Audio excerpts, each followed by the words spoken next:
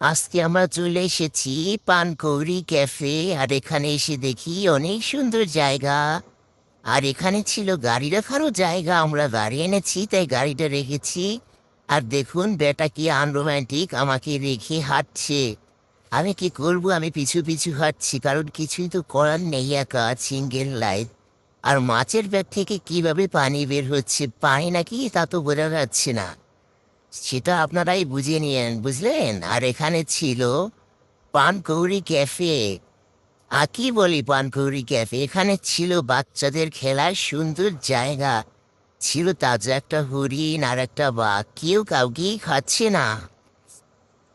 কত সুন্দর জায়গা ছিল, অনেক খোলা মাঠ ছিল। তারপরে এখানে এসে বাচ্চাকে নিয়ে আনরোম্যান্টিক বেটা একটু গাড়িতে উঠেছে, দেখুন।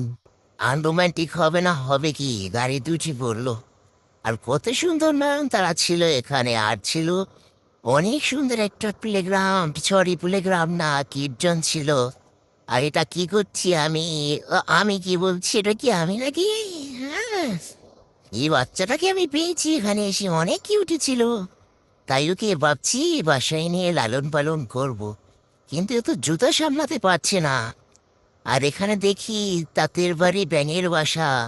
তারপরে দপাস দপাস চলল হাতি, পায়ে দিয়ে মাথায় সোনার ছাতি।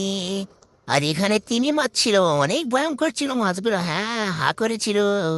আর ব্যাটা সবসময় একাই হাঁটে আমাকে রেখে, বুঝলেন। আমাকে ডাইরেক্ট ক্যামেরাম্যান বানিয়ে দিয়েছে। এই চল মাম্মি, মুতে দিলি নাকি? আরে তারপরে আমি কি করব, আমি তো একটু এখানে ঢং করতেছিলাম, বুঝলেন। কিছুই তো করার নেই, single life is best life. কি বলি, আমি তো মিঙ্গেল। অনেক সুন্দর একটা প্লেস ছিল। এই আপনার গার্লফ্রেন্ড নেই, এখানে নিয়ে আসবেন, ঠিক আছে? হ্যাঁ, অনেক সুন্দর জায়গা। আর এখানে বাচ্চাটা উঠে অনেক খুশি হয়েছিল। দেখুন বেটা কি আমার সাথে ছিল, একবারও একাই ছিল, আনরোম্যান্টিক বলেছিলাম তাই তো। আমি কি করবো, একা ফিল নিচ্ছি, টাইটানিক ফিল নিচ্ছি, বুঝলেন। হ্যাঁ, অনেক সুন্দর হয়েছে। দেখুন যেখানেই যা একা যাচ্ছে, আমাকে পাত্তা দিচ্ছে না, বুঝলেন। হ্যাঁ, তাই কি করবে, একাই খাচ্ছি, কিছুই করার নেই। সিঙ্গেল লাইফ হলে যা হয় আর কি।